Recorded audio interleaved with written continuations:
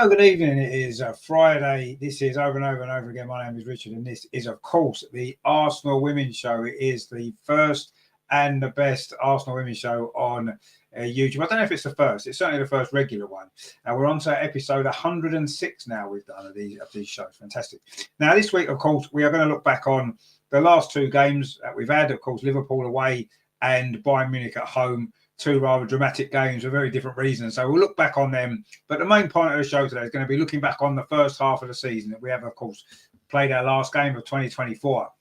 So we're going to look back on the season so far, the good and the bad. It's been quite a dramatic and traumatic season in some ways, but it's certainly going in the right direction, isn't it? So we're going to look at that. Also, we'll, of course, discuss the situation with the manager. When is that going to be sorted out? Come on, get it sorted, club. Let's get it done. Anyway, that's all coming up. It's all coming up the other side of this.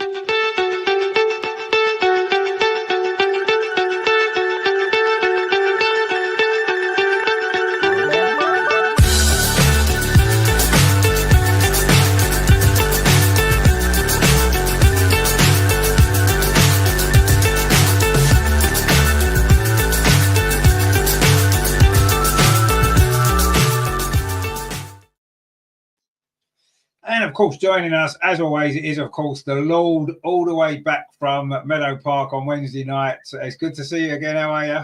Yeah, good evening, everybody. Yeah, I'm not bad at all. Better than at Meadow Park because the weather conditions were really awful.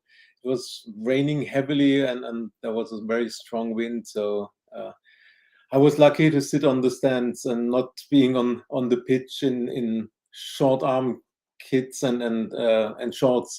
Yeah, not the best conditions, but well, it was the same conditions for both teams. So yeah, it is what it is. Yeah, I mean, it wasn't the best conditions, and I think it had an impact on the game, which we will obviously talk about. But yeah, I mean, it was a great night in the end in terms of the team and the performance and the victory.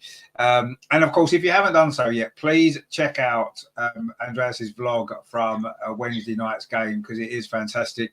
I mean, they seem to get better and better every game. This one, I think, is the best one yet. It's fantastic, and of course, a special guest appearance from a special guest on the show, of course, Gunnosaurus, who seems to just be popping up. He thinks to follow Andreas around now, which is great. So he makes a little appearance as well, which is good. So it was a fantastic vlog again. So congratulations to Andreas for some more great work. And hopefully all you guys will watch it and enjoy it because it is really, really good. We've had some comments on already, actually. Well, Angie's with us in the chat because, of course, Angie, if you remember, is on her work do tonight. She's blown us out. We couldn't get her to come on. She's going for her work's Christmas do. I mean, it's ridiculous, isn't it? Come on, Angie, what are you doing? But at least she's hit the like super early, which is good. So that's sort of redemption a little bit. We might let you off, Ange, for that. Terry says, "Blimey, Ange, did you poo the bed?" It seems like she's in early tonight, which is good.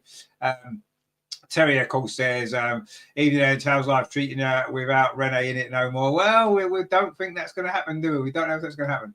170 Gunner says, "Hello, Rich Gunner. Can you do a stream with Joshua?" Who's Joshua? I don't know who Joshua is, but if he wants to come on, he's welcome to come on. Terry says, "Good evening, Richard and Super Duper Andreas." Indeed. And Greg with us, as always. He says, "Evening, Rich the Lord and the mighty Terry." Indeed. So, of course, as always, we always try to do things chronologically on this show. Why not? We're going to go back, of course, to last weekend and what turned out to be quite a difficult game, but yet another victory for Renee.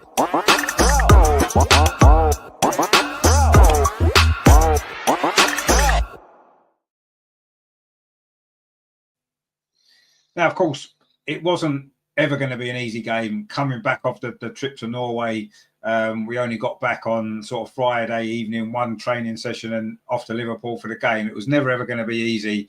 And yes, we maybe made it slightly more difficult for ourselves, missing some chances and stuff. But ultimately, what this showed me is that this team are capable of digging out a result. And that's so important, isn't it? Because you're not going to play well every week. You're not going to have the Aston Villa type performances, the Brighton type performances, the Juventus away type performances. You're not going to get them every week. It's impossible. Not even the best teams in the world play like that every single week. And when you're a little bit off it, when you've had a tough week and you've had to struggle to go away from home and get the victory, it's just finding a way to win. And we did, obviously Leslie gets the goal again. She can't stop scoring at the minute. Obviously, it should have been 2-0 with a penalty. We know Mariona hit the post, and we had 1 or 2 other chances in the first half, and the second half was a battle. Let's be honest, it was a struggle. We never really hit our best form, but in the end, excuse me, in the end, we won the game, and I think that's probably the most important thing, isn't it? Because in those situations, it's not always going to work, but you've just got to win, and we managed to do that, and that was, for me, that was really impressive, actually. Yeah, we knew that we go to Liverpool and we need the 3 points.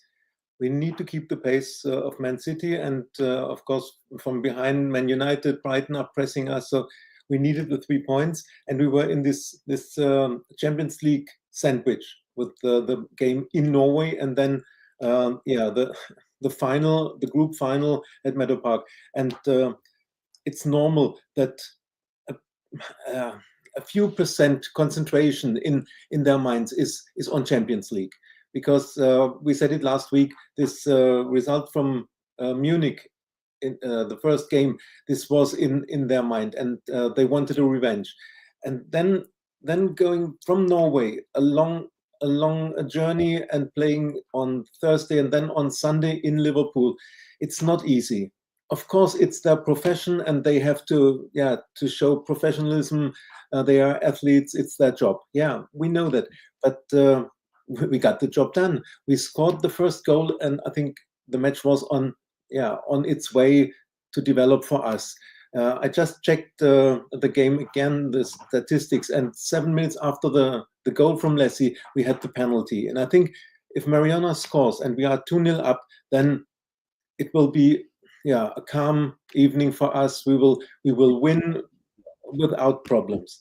But she hit the post, and if someone would have told her before, you have to hit the post with this shot, probably she would have she would have hit the back of the net. It was such exact ball on the post.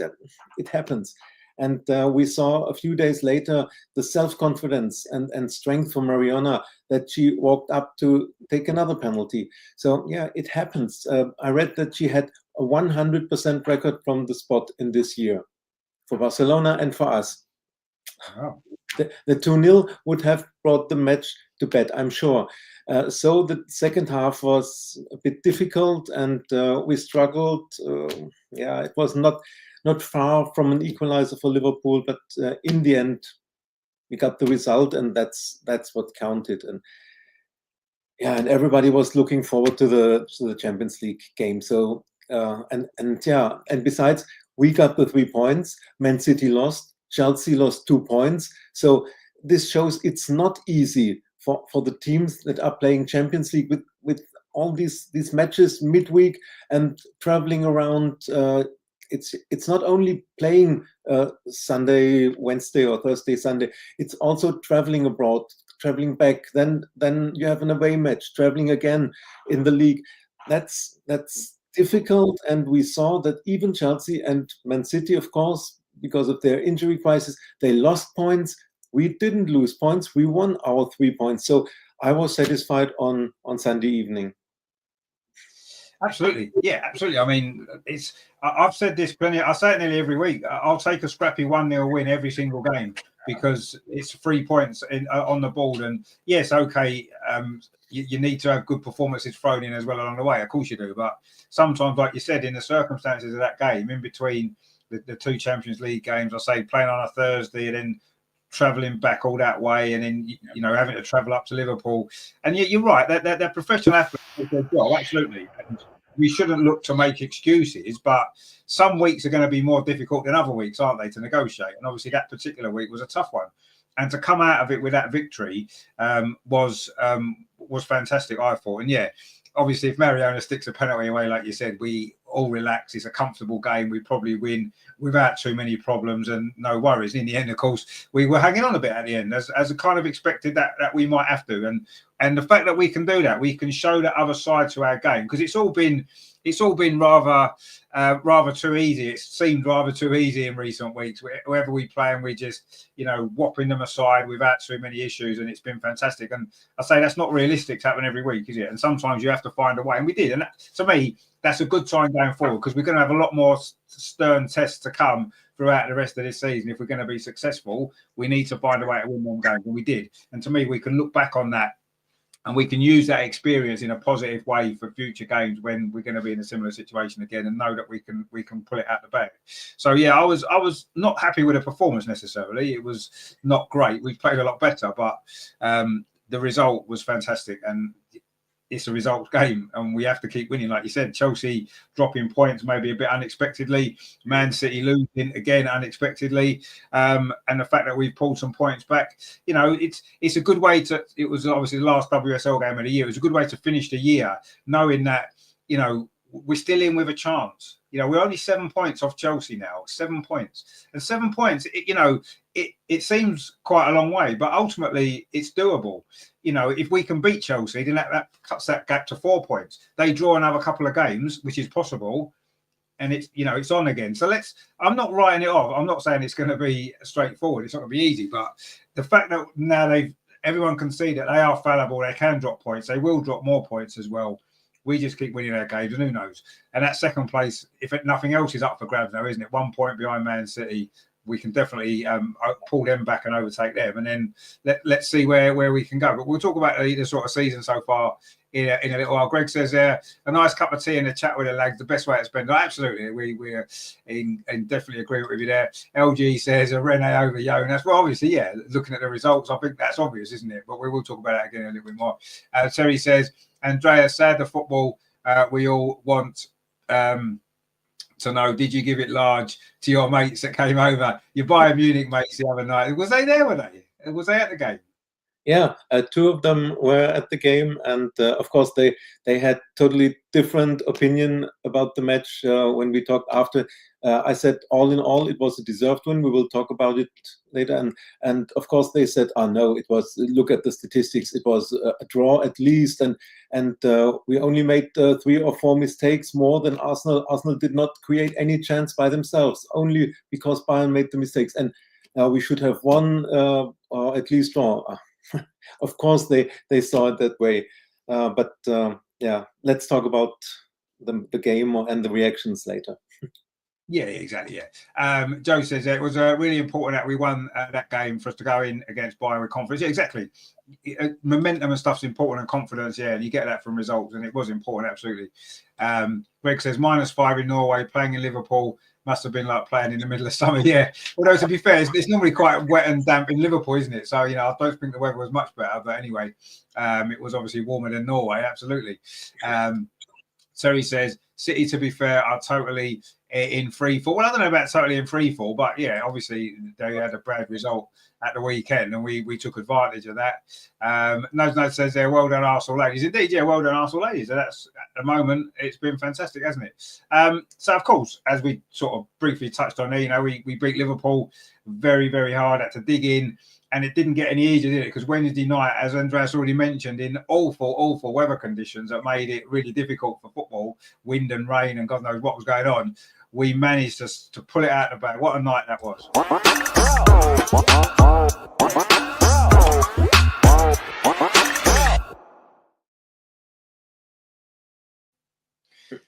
Now, of course, we'd already qualified.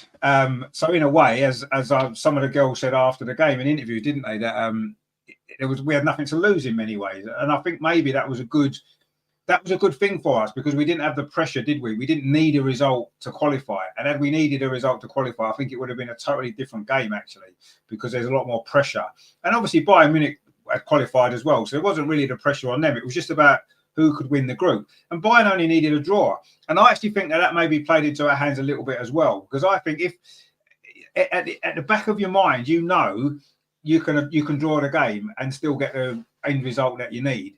And maybe sometimes that's as a negative impact on the team. Now, I don't think Bayern played particularly badly. Yes, as Andreas sort of mentioned before, I do think maybe there was a couple of mistakes that they made for the goals. I think we made mistakes for their goals as well, let's be honest. We didn't defend particularly well, did we, in those moments? But I think with the wind and stuff like that, set pieces were always going to be a problem. And it was for both teams. All the goals came from set pieces, from corners and crosses into the box, which was always going to be difficult to defend for both teams. And, it was a strange game in many ways, wasn't it? Because the wind had such a big impact on the way the game went, it was difficult to create a lot from open play. I think both teams struggled. But I kind of agree with what Andrea said before. I think overall we did deserve that. And I think we deserved it for two reasons. One, because of the attitude that we showed, even going behind and to find a way back was unbelievable. That was against a really good side. I mean, Bayern are a decent team. Let's not pretend anything else. They're a very, very good side. And also as well, the fact I thought we deserved it because I thought we played well. I thought in the conditions, I thought we played well. We had good spells in the game. We were the better team much of that second half, I thought. First half, we started well, then maybe faded a bit. They got into it. Second half at the start, they obviously got the goal, but straight away we equalised, and then you could see how much we grew in confidence. The substitutions I thought made a big difference as well. Extra energy into the team, and yeah, I did think we deserved it. It was a tight game, not much to choose between the sides, but I thought overall we did deserve to win it. And I have to say, as much as we've complained about the decision to play at Meadow Park to move it out of the Emirates, I actually think that was an advantage to us on the night. I mean, obviously, Andreas, you were there at Meadow Park. Of course you were. We've seen the vlog. It's fantastic, as we said. I mean, do you think playing at Meadow Park was actually an advantage rather than playing at the Emirates Arena? Because I actually feel it was. Looking back on it now, having seen the game, I think playing at Meadow, I'm not sure if we'd have won that game at the Emirates. It's difficult to say. Yeah. And nobody knows before what weather conditions will be. Of course, with the weather conditions, this made an advantage to play at Meadow Park in this old stadium, and the conditions before. And I read that Bayern, the officials were complaining they had to change their flight to another airport, they had to change the hotel and everything like this. It's not the most comfortable situation for them. Of course, Emirates is the better overall experience. I was standing in the queue about 30 minutes, 40 minutes before opening of the turnstiles, and I was totally wet. Just 30 minutes in the rain, and when I started the queue, it was a soft rain, and then it was heavier and heavier, really bad conditions. And I read a lot yesterday and today, articles in German online magazines and etc. And one said Arsenal is not worth playing Champions League if they have such bad conditions in such a small stadium and old and everything, and the weather condition. I don't think that we were responsible for the weather. Nobody ordered rain and heavy wind from us, and the conditions were for both teams equal. And writing an online article, Arsenal is not worth being in the Champions League. No, I can't accept this. Of course, the club made a big mistake with the match at the Emirates, selling tickets already for the Emirates, etc. We discussed this, but then we got the allowance from UEFA to play at Meadow Park, and why not? There were a lot of Champions League games in previous years at Meadow Park, and every opponent survived it. And look at the Bayern campus. It's only for 2,500 attendance. It's a smaller stadium. Did we say we lost there because of the small stadium? We want to play at the Allianz Arena. You have to take the conditions as they are. They were bad, but we came better into the match. We started good. Of course, we scored after 7 minutes. It was not us scoring. It was Loris Vekosdottir, the Munich captain, own goal. Anyway, she was under pressure, and therefore it happened. And once again, the wind and the conditions had a big influence on all the goals, because it was very difficult to defend corners, and we saw a lot of long balls, long passes. For example, from Leo Williamson, they were going into nowhere because of the wind. Difficult conditions. We grew better in the match. The first 30 minutes, I think we were clearly the better team. Okay, we were 1-0 up, and then I didn't understand why we gave away the control. We played more backwards or tried to keep the ball, and we lost ball possession, and we brought Bayern back into the game. And so it was not undeserved that they scored the equalizer. Although it was another set piece, and you can say we defended bad in this situation. How can Georgia Stanway, who is not the tallest player, how can she win a header in the 6 yards box and head back? Yeah, so it was also defended not the best defending by us, but also weather conditions, the wind. Nobody thought that the ball would come so long to Georgia Stanway, and this happens. So at halftime, 1-1, okay, but what we saw over all the 90 or 94 minutes, our team was fighting for pride. As I said before, this 5-2 was in their mind. They wanted at least to show a better performance and show that we are at least equal. Then this second goal happened. It was one long ball from Julia Gwynn, just over the lines, over all our defenders. Shouldn't happen, but Magda Eriksson was there and was well done from her. 2 goals from a center back in such a game. And then Alex Strauss, the Bayern manager, said after the game, if Bayern would have kept the lead for longer, for 10, 15 minutes, they probably would have won the game. And I agree. It was after 58 minutes. If they keep the 2-1 until 75th, 80th minute, I don't think that we will turn around and win the game. Probably Bayern would have won. But we, we found a quick answer with another corner. And of course, Ena Mahmutovic, the Bayern goalkeeper, made the mistake. But don't blame her for this. She's 20 years young, and she's only playing because the normal number 1 goalkeeper, Maria Gross, was diagnosed on cancer a few weeks ago. So 20 years young goalkeeper, she has not the experience, or does not she had not to deal with this pressure of an international game, of a Champions League game. It happens. She made a mistake, of course, and Leslie Russo, as you said, she can't stop scoring. Then we had the equalizer, and after this goal, it was only Arsenal trying to win the game, because Bayern said, okay, we're not 2-1 up, but okay, let's take the 2-2. We are winning the group. And then I think Alex Strauss, the German manager, made a big mistake with his substitutes. After 75 minutes, he subbed Jovana Damjanovic, the number 9, out. She was one, always a threat, always never giving a ball away, and always dangerous. And I thought, oh, very good that she's out. And it was after 75 minutes. And 5 minutes later, he subbed off Clara Bull and Pernille Harder. The whole attacking line. Why?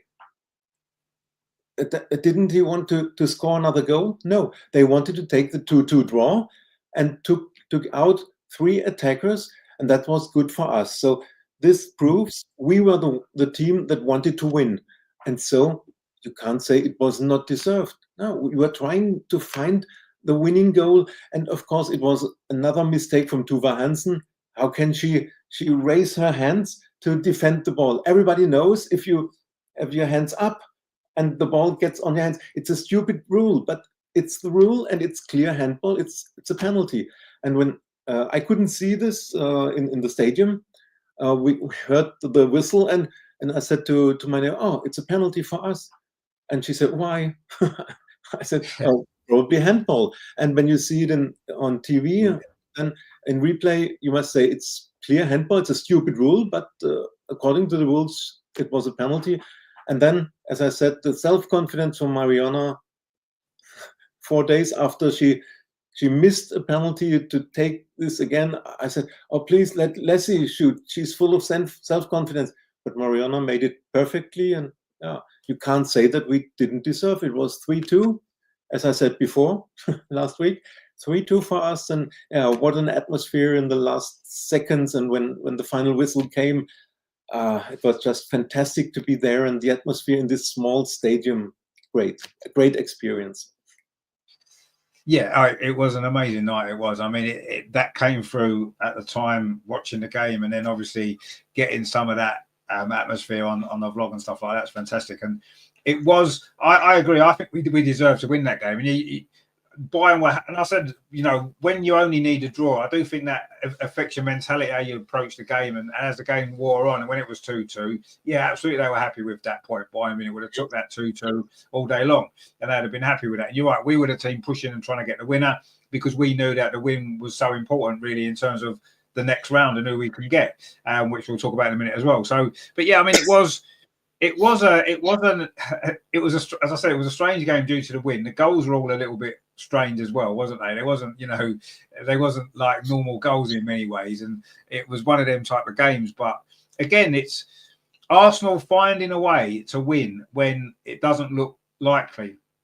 When Bayern scored to go 2-1 up, I didn't think we'd win that game. I've got to be honest. And you're right, equalising straight away, I think was so important, because what that did was it changed the whole momentum of the game, and suddenly then it was 2-2 with 35 minutes still to play, loads of time for either team to win, but certainly for us to win, and I think that made a big difference. And yeah, we showed what we had to do. Now, just before we carry on, we've got a little bit of a surprise for you. All right, look who's with us.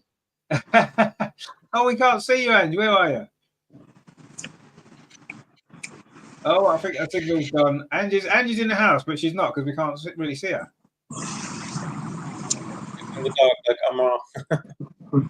Yeah, well, she's actually she's in more of a dark place than Amar is. We've got another one. Let's see if this one works better. Oh, there we go. Look, there we go. There's Angela. How are you? Can you hear us? Can you hear us? Hey, you're live on the show. We haven't seen Adrian yet, have we? No, he did reply to us. Oh, you can hear it. Can you hear us? Hello, can you hear me? Well, yeah. We can hear you. Yeah, I don't think you can hear us. Sorry, your sound. I'm outside in the Spursy pub. Oh, with lovely, Glenn. Lovely. Right, yeah, sorry, because I can't hear you guys, but I just want to say wishing you all a wonderful Christmas, Happy New Year. And the same to you. Hello, Terry. Hello, Greg. Hello, Grot. Hello, Aggie.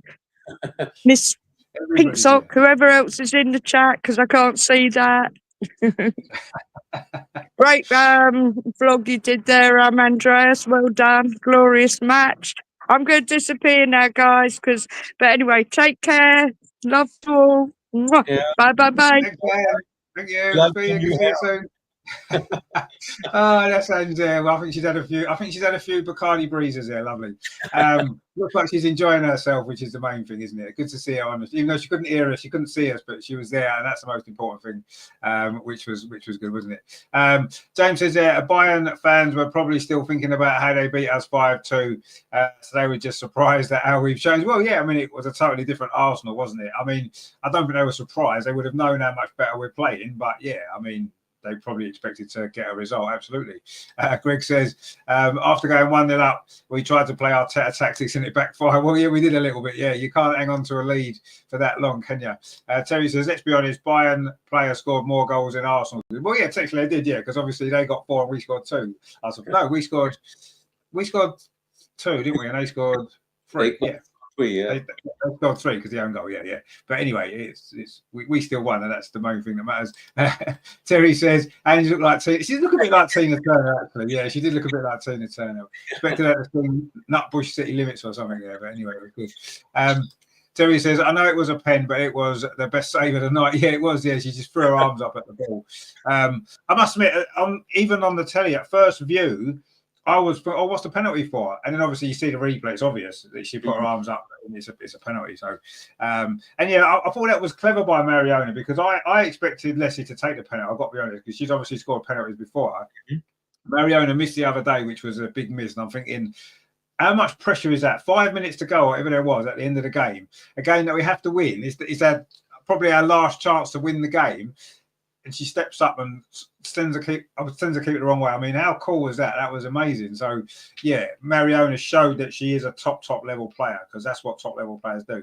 They don't worry about what they've missed before. They just step up and do the job they have to do. And she did that brilliantly, and that was fantastic. And she says, I'm a private dancer. Indeed you are. I'm sure. Fantastic.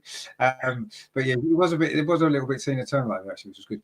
Greg says, good to see Ange enjoying herself after watching the rubbish so far this season. Yeah, maybe that's what you need sometimes. Don't let your hair down as it is, and enjoy yourself at the end of it. It's been a tough few months, let's be honest. It's been really tough. But yeah, so we've won the group. Wow, who would have thought that after losing 5-2 in game day 1? Who would have thought we would have won the group when we had to play Bayern Munich again? We had 2 games against Juventus. We didn't know much about Valerenga, and here we are, 5 wins out of 5 after that game. Incredible. I mean, what an incredible turnaround that is.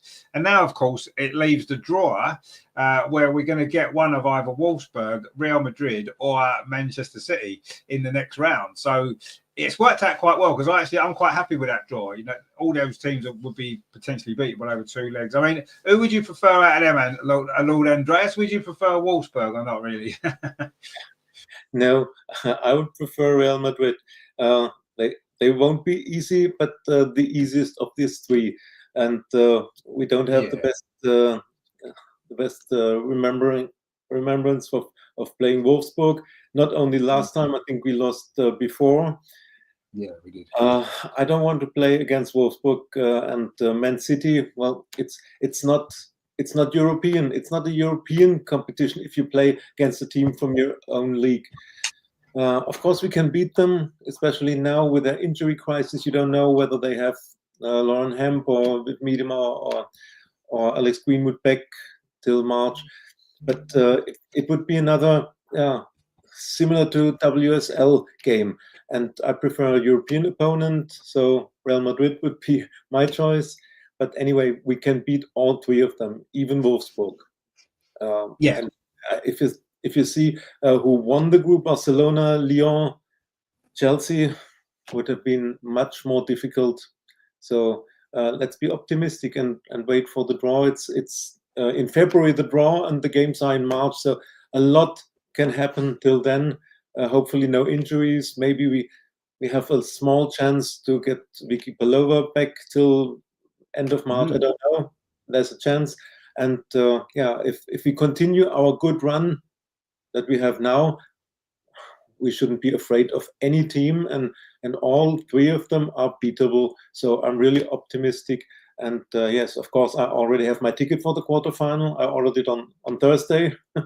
So let them come.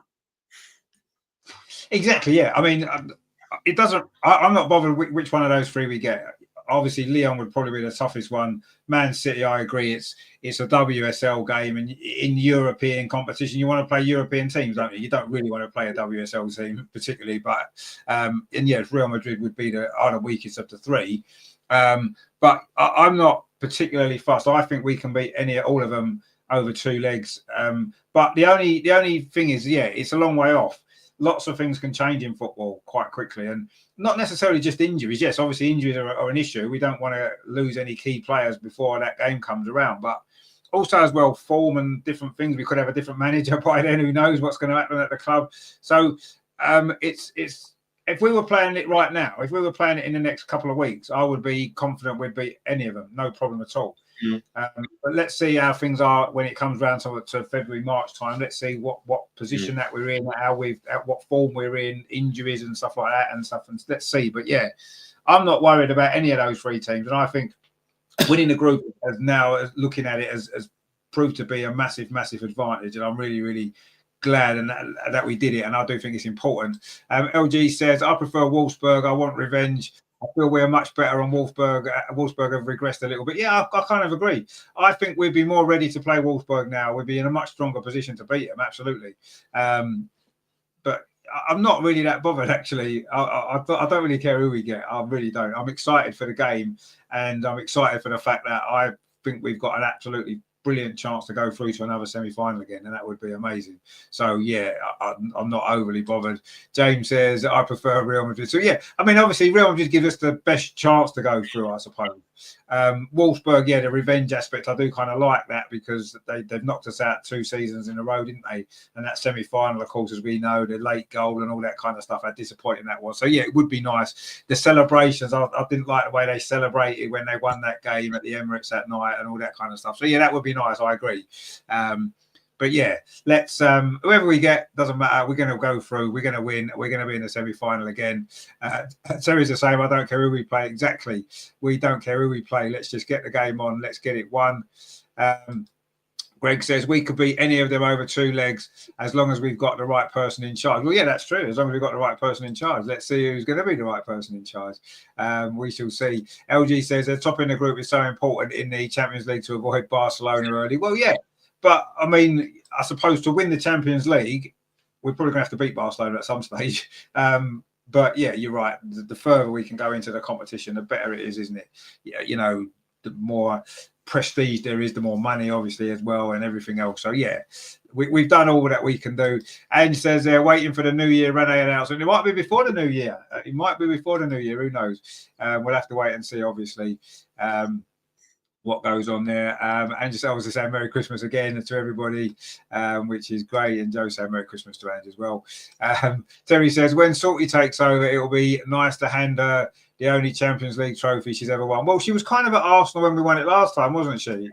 On the coaching staff. So she has won it technically before, but obviously she's only ever going to win anything like that with Arsenal, whether it's previously or in the future. So yeah, LG says I've heard if Chelsea draw at Man City, then they will play each other 3 times in a week. There will be a WSL game sandwiched between the 2 Champions League games. They can't play them, can they, in the next round? Chelsea can't play Man City. Oh yeah, they can because they won the group, didn't they? So they could play Man City. Oh yeah, they could. Yeah, absolutely. Of course they could. Yeah, they could play Man City. Yeah. Oh well, that'd be interesting, wouldn't it? That could be good if they kick lumps out of each other 3 games in a row. That might help us, really, mightn't it? You know, that would be fun actually. Let Chelsea get Man City. We'll get Wolfsburg, and then that's happy days, and that'll be good. But yeah, that's a good point actually. So yeah, well yeah, because Chelsea won the group, didn't they? And Man City came second, so it would be exactly the same. If we can get Man City, so can Chelsea. We just can't get Chelsea because they won the group. So it's right. I just checked if they draw each other in the Champions League, then they play Champions League midweek, on the weekend WSL against each other, and then next midweek again Champions League. So it would be in 1 week 3 times Chelsea, Man City. Yeah, it would be interesting. But another point is for the English coefficient in the UEFA ranking, it's very important how this group stage went. Chelsea won all 6 games, we won 5, and City won 5 games. So we are now on 2nd position in this UEFA ranking. What's important for the next seasons to get our places in the Champions League. So very good season so far for the English teams, and it's the first time that one country has 3 teams in the quarterfinals. Yeah, and I think that shows, doesn't it? That, you know, we've been saying it for a while now that the WSL is clearly the strongest league in Europe in terms of depth, and I think this proves it now, doesn't it? You know, the fact that we have got 3 teams through to the all 3 are through to the quarterfinals, and hopefully at least one of them is going to go on and win it, and we know which one we hope that's going to be. But yeah, I think it shows, doesn't it, the strength that the WSL's got now, and it's translating itself from the domestic league into Europe as well. You know, great results for all 3 clubs throughout the group stage. You know, and yeah, it's a good place to be at the moment, isn't it? And what that means is as well that when the top players are thinking of moving clubs, the top players in Europe, they're going to want to come to the WSL as their first option. Like, you know, it was a few years ago, wasn't it, when all the overseas players in the men's game wanted to come to the Premier League because it was the best league. And I think the same with the WSL now. I think we're going to see a lot of the top European players wanting to play in the WSL. And us as one of the top clubs is going to be able to attract the very, very best players. And it's a good position to be in at the moment. But we need to build on it and obviously progress and win the next one. And that would be great. And let's get another semi-final, which would be fantastic. LG says a Chelsea v City quarter-final, please. Yeah, I'd like that as well. Now we know about that game in between. I would like that, yeah. 3 games, that's going to take a lot out of both of those 2 clubs, actually. And that could be a massive advantage to us. So, yeah, bring it on, absolutely. Let's pray for that one. And that would be good, wouldn't it? But yeah, we've done our job, and we couldn't have done any more. You know, we at the start of the season. Actually, we'll talk about that. We'll talk about the season first. Actually, then we'll get onto it.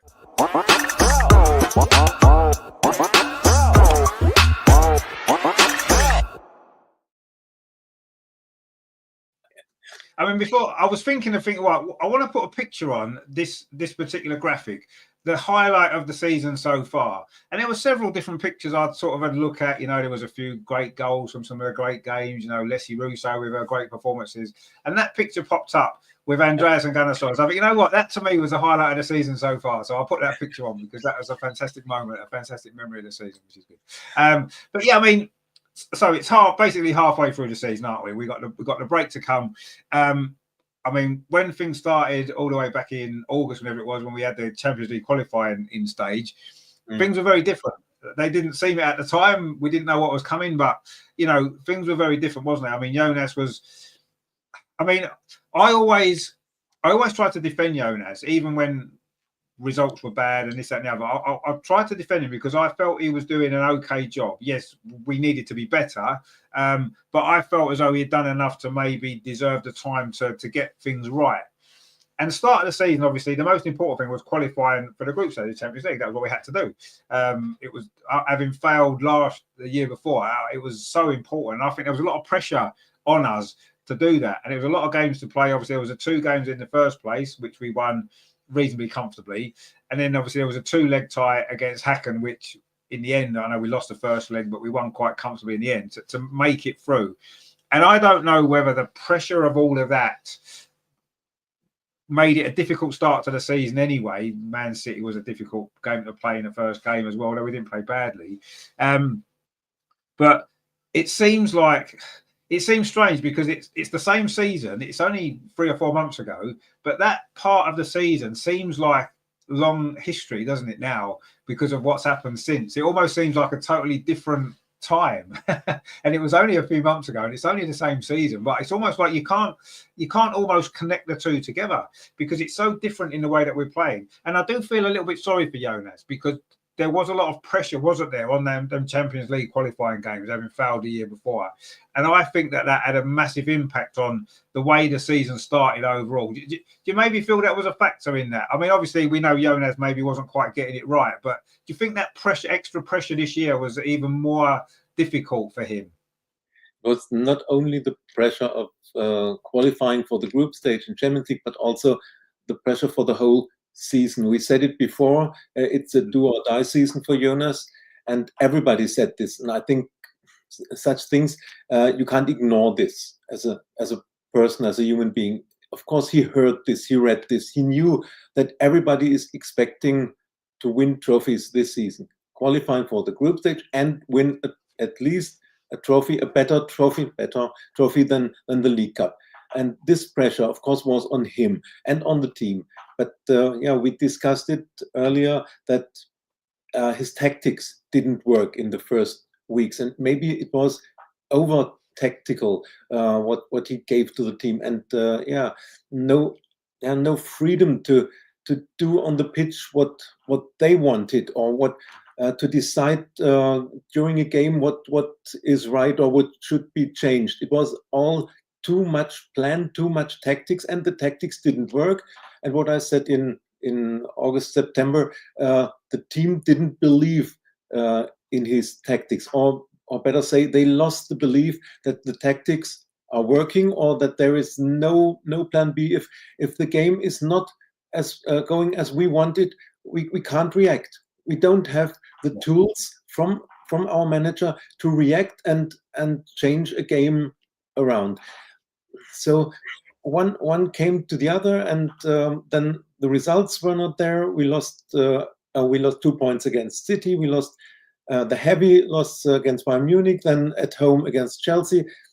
And with every game, the pressure was rising, and we know what happened. The pressure was too high, and before the club could react, Jonas reacted, and it was the best decision from his point of view, not to be sacked and say, okay, I don't find the solution, I don't find a way to change things around, so I'm going. was the best he could do, and it was also the best for the club. They didn't have to make the decision to sack a manager, but there was a clear cut, and yeah, we saw that this cut was needed, and the team went on with their minds were free, and Renee did what was necessary. Her task was to find winning ways back and to get results, and that was what she did, what the team did. And she often said in interviews that the team was they were extremely confident or trying to change things. They were saying what they want to change in training, what they want to do, and they changed within a game when they realized, this is not working, we should do this or that, and they had the freedom to do this. So yes, it looks like two different seasons, or at least two halves of the season in this first half. And fortunately, we are on a good way now. just think it was the other way around. It would be terrible. So I'm happy with the situation how it is now. Yeah, I mean, I suppose had it been the other way around, then maybe the change would be made now, wouldn't it, rather than when it was. But I mean, I do feel sorry for Jonas, and probably a little bit even more so now, because he'll be watching this team that he had taken maybe as far as he could at the time, and he's seen his former assistant go on and get much more out of them by a few tweaks here and there. Now, what I actually liked from Renee as well was recently when she said that the foundations that Jonas put in place are what she's been able to build on. And I think that's important, one, that she recognises that. And also as well, the fact that sometimes, and we can maybe relate this to our men's team at the moment, a manager can set good foundations in place and he can maybe move the club forward from where they were. But if that one manager isn't able to take that next step, you have to bring someone else in who can do that, regardless of how well they've done or not. I mean, Jonas won us some trophies, and yes, okay, there wasn't the trophies that we wanted, but with a little bit more luck here and there, he could easily have added 2 or 3 more trophies to his collection. He could have won the WSL in his first season, the Champions League. We were so close to the final in his second season, and the 2 League Cups that we did win. So he was quite unlucky in some ways, but ultimately he failed in those other things, didn't he? At the end of the day, it's a results business, and we didn't get the right results to win those trophies. And I think that, I think Jonas had taken this group of players as far as he could. He got the squad together, he picked the players he wanted, and we got a very, very good group of players. And he didn't quite seem able to get them playing in the right way that they needed to, which Renee has come in. And yes, is it because she's a woman and she understands them a little bit better emotionally? Maybe that's a factor. But she seems to have not changed massive amount of things. And as she said herself, she didn't need to. She's come in. She knew what was going on because she was there before. She's tweaked 1 or 2 things. She's maybe got the players to take a little bit more responsibility for themselves, as opposed to maybe Jonas didn't allow that. Jonas maybe wanted to have control over those kind of things, where she said, you know what, you guys know what you're doing. You can have more of an input, as you said. And I think that's been a big difference as well. And it's just little things, isn't it? Little subtle things that she's brought in that have suddenly made a team that was underperforming. You have to say they were. Not just the start of this season, but a lot of last season as well, underperforming for the players that we had. And Renee's come in, and now they're not underperforming. They've reached a level that we always knew they were capable of, and not just in the odd game here and there, which we were doing before. We're now doing it consistently week. And even when we're not quite at the level, we're still managing to find a way to get a result, which last season was a big problem, wasn't it?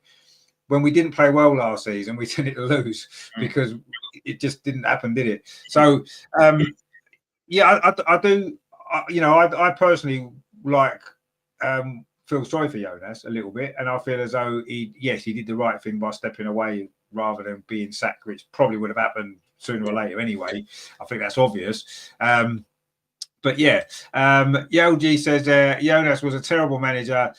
We knew this was an outstanding squad, yet he made them look like average players. Take, for instance, Russo.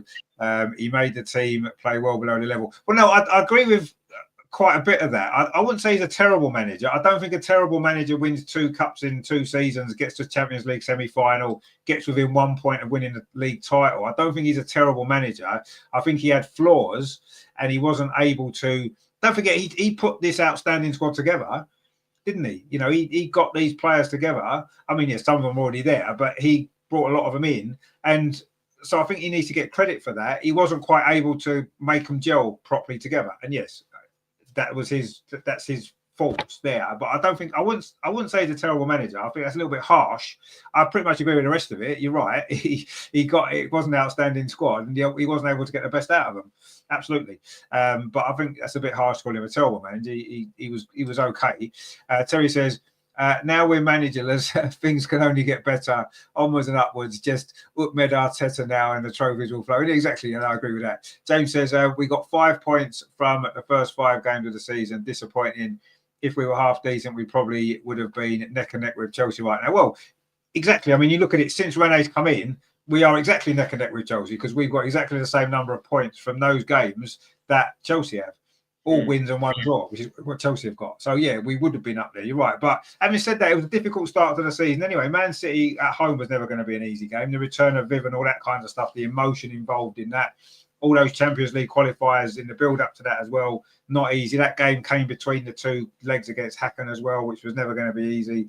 Having played Chelsea as well in the early part of the season was never going to be easy. So I think we have to look at it a little bit like that as well. But yeah, you're right. 5 points from them first 5 games. It looks like it's going to prove to be too much in the end to make up. And it's a shame, but there you go. I mean, we've been neck and neck with Chelsea since, and we've been ahead of Man City since. We've got more points than Man City over that period of time. So who knows? Terry says, why do people always say it's not the trophies we wanted to win? I want to win all of them. I don't care what they're called. Just well, no, I agree. And I'm happy to win any trophy. Absolutely. But at the start of the season, we've got 4 trophies we can win. There are an order, and there are a priority. There is. There's no doubt. There is, isn't there? I mean, for me, the WSL is number 1. The Champions League is number 2. The FA Cup's number 3, and the League Cup's number 4. Now, if we win one of them, I'm happy, of course. But if we can win number 1 or number 2, wow. If we win number 3, even better. And winning number 4 is like, well, okay, that's fine, but it's not quite enough, is it? I don't think. I mean, what have you made it? Because I think most people were reasonably happy with the League Cup. The 2 finals were fantastic, beating Chelsea, brilliant. But it's not for Arsenal. That's not really enough, is it? We need to be winning more than that, don't we? Surely. Yeah, exactly. You can say what you want. The League Cup is the number 4 of these 4 trophies. Of course, it's better to win the League Cup than to win nothing. Yeah, of course. We had 2 seasons in which we won a trophy, but it's the number 4 trophy, and we failed in the FA Cup very early, and we were out of the title race in the WSL very early. In the last season, we weren't even in the Champions League. So, yeah. I don't agree that Jonas is a terrible manager. No, he had his good sides, and he built this team. He was able to convince very, very good players to sign for Arsenal, to come to us. But as we always said, he's not able to bring the best out of them. He didn't understand how to manage it, that they played together as a real team. And players like Alessia Russo or Mariona at the beginning of the season, they were average, not the quality they can show. And maybe it was a ceiling that he reached with the development of the team so far, and he couldn't get far beyond this. And maybe it's the personal aspect, the contact, this as you see, Renee says that there is a lot of laughing in the dressing room. She knows that laughing doesn't win points, but it's important that the girls like to come to training and love their job again. And this laughing, this is important. When you like your job and you say, very good, tomorrow again training, or we say tomorrow again at the office, that's great. I love the people around me and I love to work with them and what we are building together. this is the situation right now, and this was not the situation at the beginning of the season. So this is what I say. Maybe it's the personal aspect, this human contact, where Jonas has his problems, and with the development of the team, he reached the ceiling. So it was a point where we couldn't go on together. And I wish him the best of luck and hope we will see him as a manager of a top club in the WSL, or maybe he considers moving to the Bundesliga. Why not? Would be great to see him at a big team and what he can achieve there. He had a good time with us, a good spell, 2.5 years, but now, the team feels free to develop and take responsibility on their own.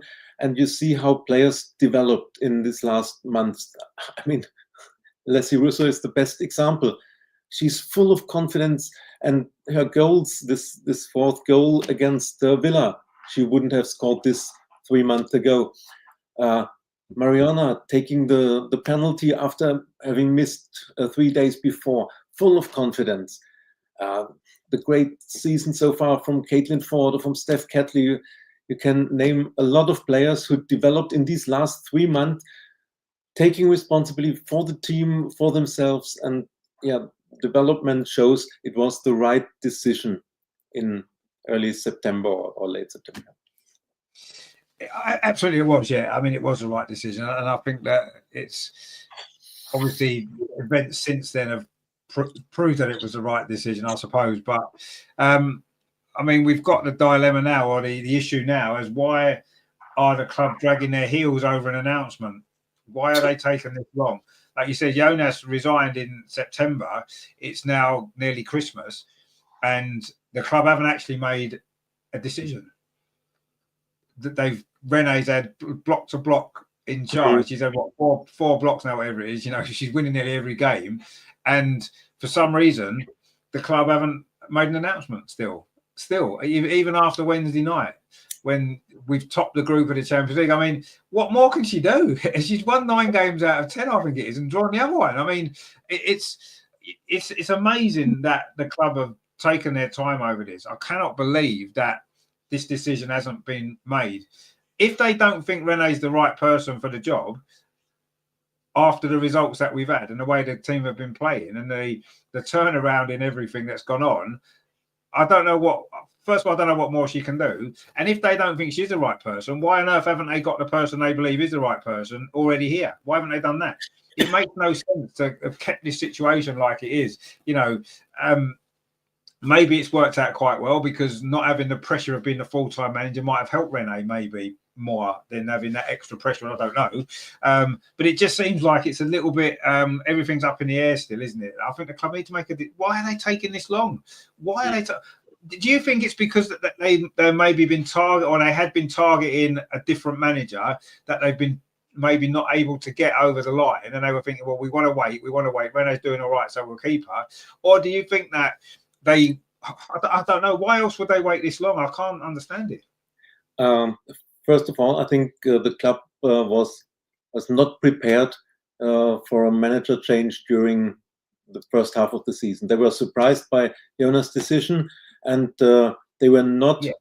The club was not ready to sack him and have a solution or an idea of a new manager. So when Jonas resigned, the decision was, okay, let's do it with Renee for the next few games.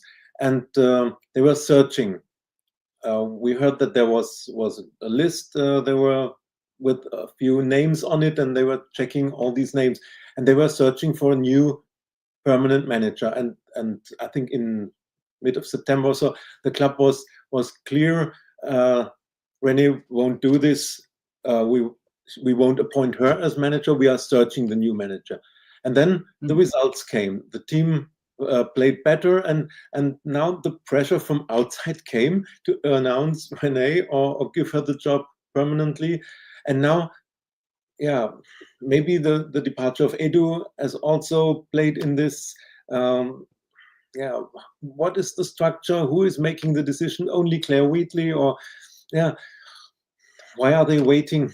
I think now is a moment where the waiting will influence the winter transfer window, and even extending contracts that are running out in summer, or the summer transfer window. If you don't know who will be the permanent manager, you don't sign for this club, or you don't extend your contract.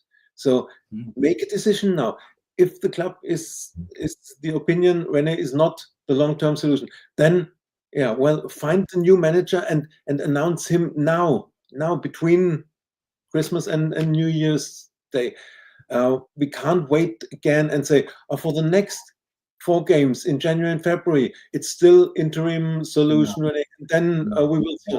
So now we must make the solution. If you don't trust her, okay, then appoint a new permanent manager. If you trust her, give her, I would say, an 80-month contract, 6 months for this season, and then 1 more year. So, and give her the responsibility for the winter transfer window and for the next summer transfer window. And then we will see. If it doesn't work, we can react in summer. If maybe we play a terrible second half of season and lose everything, lose the momentum, then we have to react in summer. But if it continues this way and we continue our good run now, then if she has an 18-month contract, we will see. And then, in one complete season, you can say, maybe she's too young or she's not the right one. Then search for a new manager. But this situation can't continue. Not for another block. Not saying for the next 4 or 5 games we keep interim. No, make a decision, please, and make a good winter transfer window. There are rumors about players leaving, maybe going on loan. This is a situation uncomfortable for everybody. Yeah, it's a bit of a mess, to be perfectly honest. It's become a bit of a mess, and it doesn't need to become a mess, because on the pitch everything's going smoothly, everything's going exactly to plan, everything's falling into place. And I suppose Renee's got very little pressure on her this season because of the start that we had. If we don't win the WSL, it's not her fault. She wasn't manager for the first 4 games, right? And that's 4 or 5 games. So that it's not going to be her fault. Yes, okay, all the cup competitions she's been in charge of, and if we lose all of those quite quickly in the new year, then I guess there will be pressure in that sense. But I don't know. I can't see any harm in her having the rest of this season. I can't see the reason not to do that. There's no reason not to give her at least the rest of this season and announce it. She's managed until the end of the season. I agree with you. I would give her 18 months. I would give her the rest of this season and all the next season, a whole pre-season, a full season as well.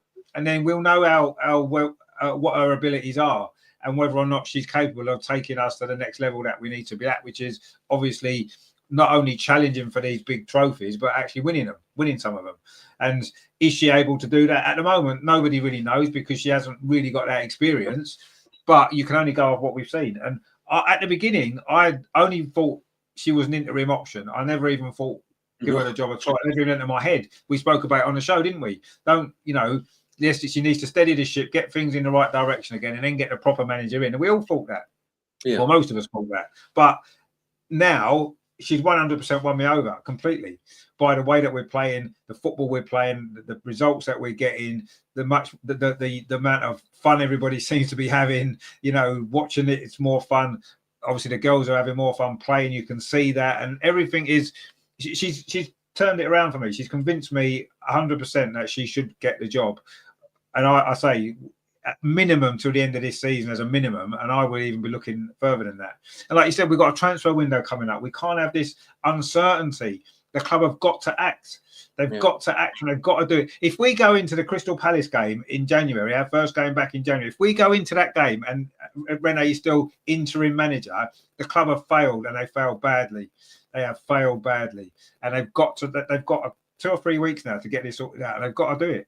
They've got to do it. I don't know what are you waiting for? Come on, Arsenal. Let us know. What are you waiting for? I don't understand what you're waiting for. She can't do any more than she's done. She's done everything possible. And if you still don't think she's good enough, fair enough. But then make a decision and get someone else in. Do it. If you don't think she's the right one, put the person in place that you think is. But for me, Renee has earned the chance to get the job on a permanent basis, and that's what needs to happen. Absolutely, it does. James says there, I think Andreas was spot on. Jonas was too tactical to the point that he stifled the players' creativity. To the point they started doubting themselves. Absolutely. And I think we could actually transfer that across to the men's team with Arteta as well. I think that's a 100% spot on assessment of Arteta as well. He's too tactical and he stifles the players. I don't think they're not quite doubting themselves, most of them, in the men's team yet, but I can see it heading in a similar direction. But anyway, let's wait and see. LG says one of Jonas's biggest hiccups was his blind faith in Zins. But well, yes, I think that's pretty obvious. Yeah, he picks her far too many times and he shouldn't have done.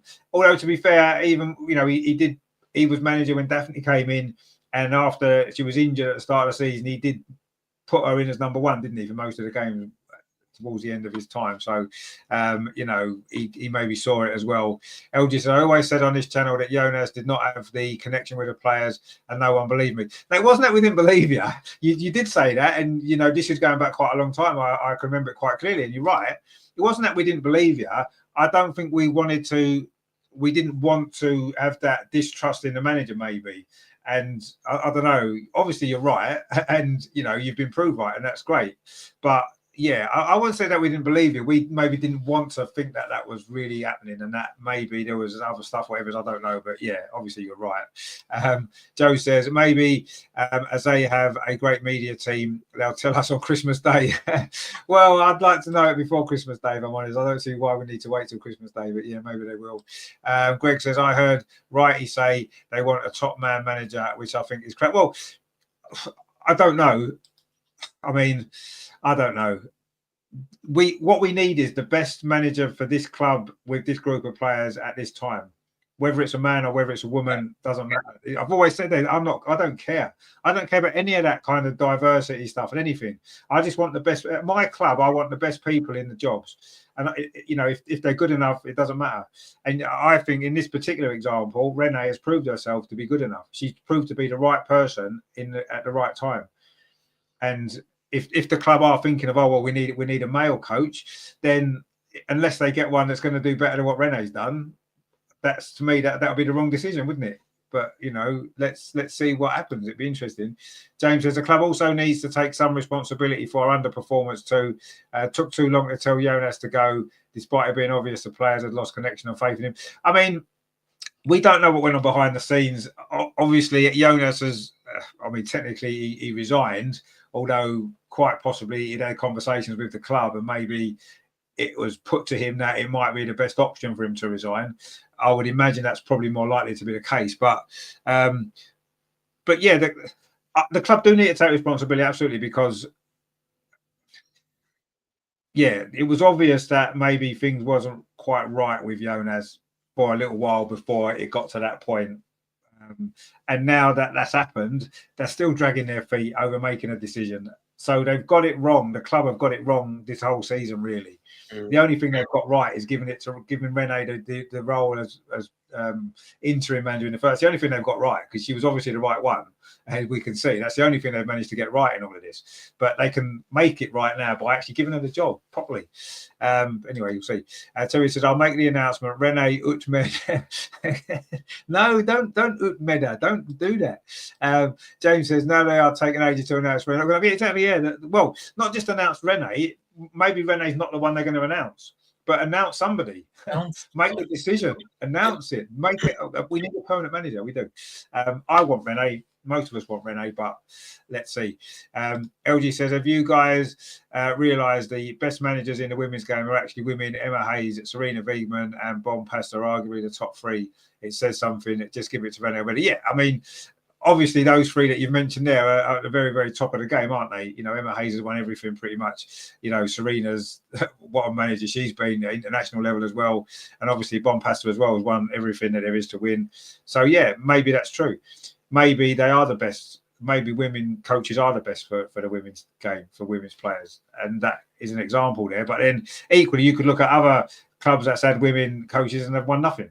You know, it just so happens that those three are women and they're the most successful ones in recent years. But also, you know, there has been male coaches that have also done well. You know, Joe did well for us, won us league title. You know, I mean, obviously Vic Akers, the original manager. And I know things have changed now since them days, but yeah, I say I'm not bothered whether they're a man or a woman. I don't really care. I just want them to be the best and do the best job. So far, Renee's done that for me. And you're right. Let's just announce it. What are we waiting for? Greg says, if I was Renee, I'd put two fingers up to the club and go to a club that would value her. Well, I don't think the club don't value her. They obviously valued her enough to make her interim and keep her as interim for the 10 games that she's had so far. But yeah, I don't know what's happening. I really don't. Joe says, LG, I've said this, female players are different to males, and that includes physically and psychologically. Women managers manage differently and the team responds. No, absolutely no.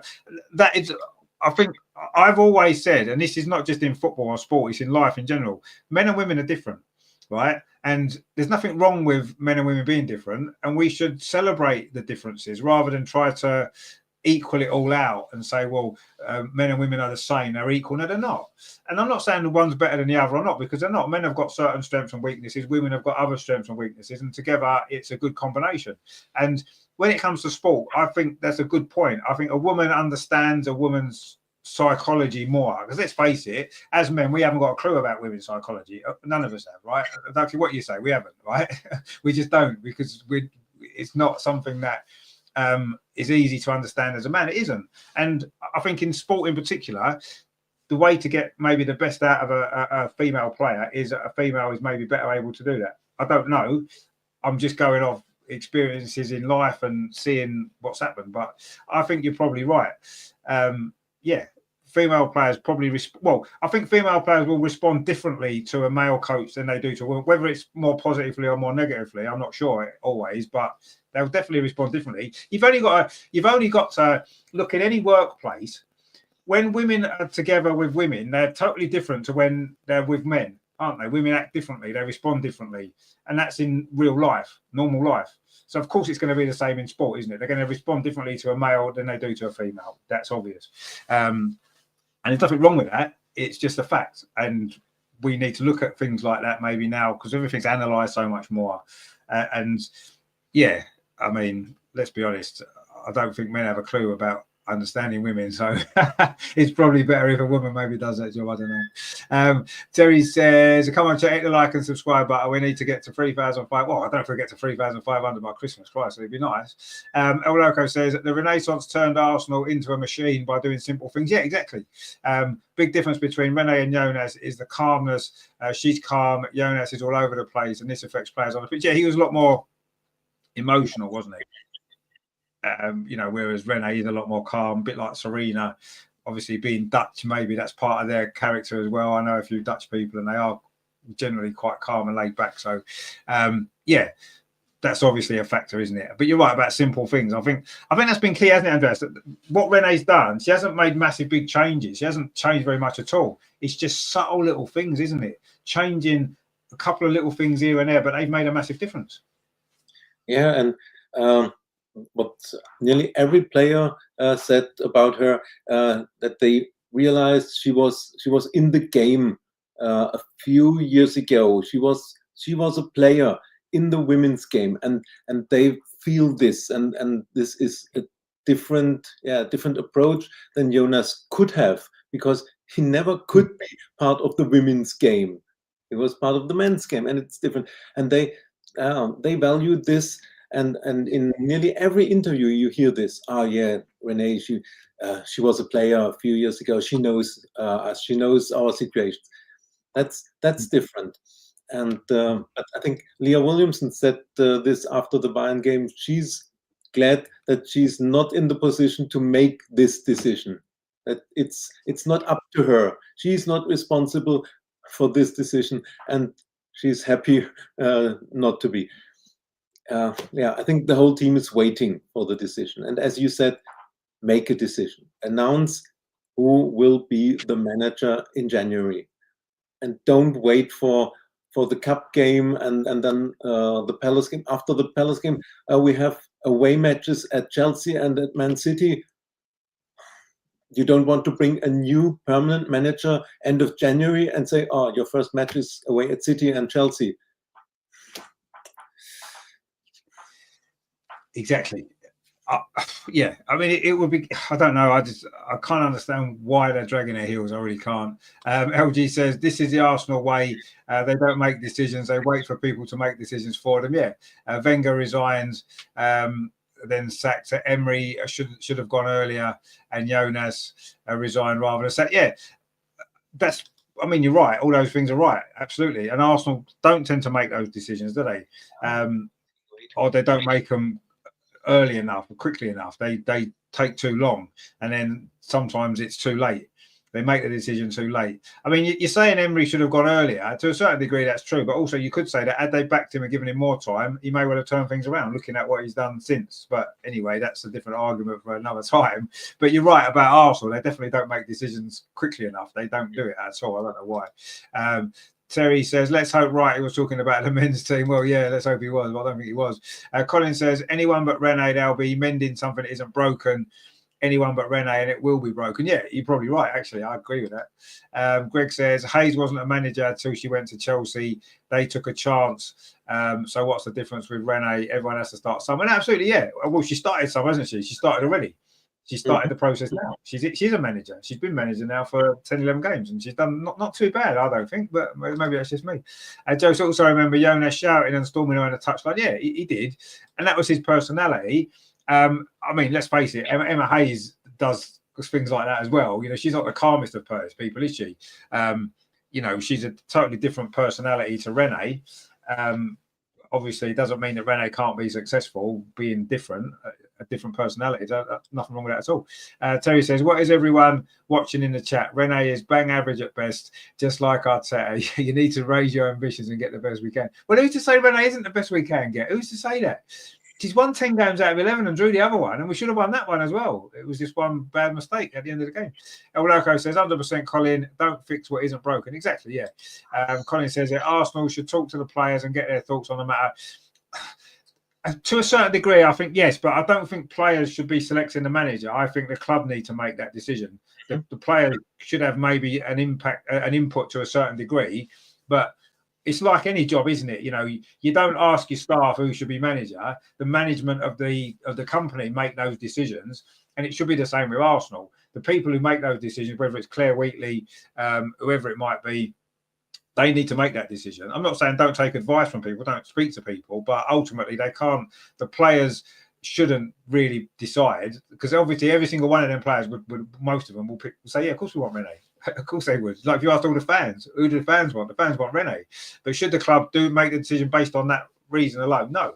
They need to make it on all the reasons that you have to when you're picking a manager for anything. You have to pick them for all the right reasons. But the club needs to have they've had 2 or 3 months to do this. To look into the situation. Is Renee the right character? Is she the right person? Can she do it? They shouldn't be still deciding. They should have been decided a long time ago. James says, good point, Greg. I keep hearing people saying Renee has no experience, but she has more experience than Hayes had when Chelsea took a chance on her. And we all saw the result. Yeah, I don't know. Football's different now and there's more pressure. Maybe there's more money, blah, blah, blah. I don't know. Anyway, El Loco says, breaking news. Renee is nominated by WSL for Manager of the Month against Man U's Mark Skinner and Spurs Robert Blarman for this. Well, yeah, she is. Yeah, she was announced as one of the candidates. Yeah, rightly so, because she won every single match in December. So she should win it, quite obviously, because she couldn't have done any better, could she? No one's done better than her. Greg says she's been nominated for the last 2 months. Yes, she has. Yeah, I don't think she won it last month, did she? No. Terry says, I don't see why don't you want Renee? I can't understand why you wouldn't want to give her the opportunity, at least until the end of this season. I'm not saying don't give her a 10-year contract, but she deserves the chance. Surely she deserves a chance with what she's done so far. But let's just make a decision on it. But obviously, this has been the main talking point of the season, hasn't it? The first half of the season has been taken up completely by is she or isn't she going to get the job? Because that's all we've been talking about. And the reason for that is because the club haven't made a decision when they should have done. Joe says Renee was head coach of Sweden under 23s and has 55 caps. Yeah, as a player, absolutely. And I think managing an under 23s is not the same as managing a club team permanently, but yes, she's had experience of, and obviously she's worked under Jonas before as well. So, but yeah, to me, she's got enough pedigree in women's football, and she's proved herself to be worthy of the job.